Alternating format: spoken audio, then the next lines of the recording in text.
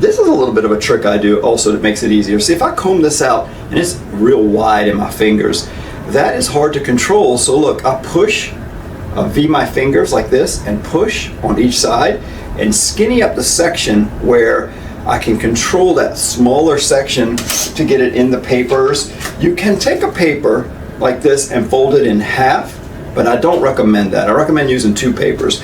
And then to get the paper to stick more to the hair, and we'll talk about oversaturation, not enough saturation later, but if I spray this paper, the wetness of the paper is going to make it stick to the hair a little bit better. But when I pull it out like this, I want to get to the very ends of the hair, so by the time I get here, many of the ends are falling out. So I feel like I need 2 papers to get the distance of shorter hairs in there so they end up going around the rod.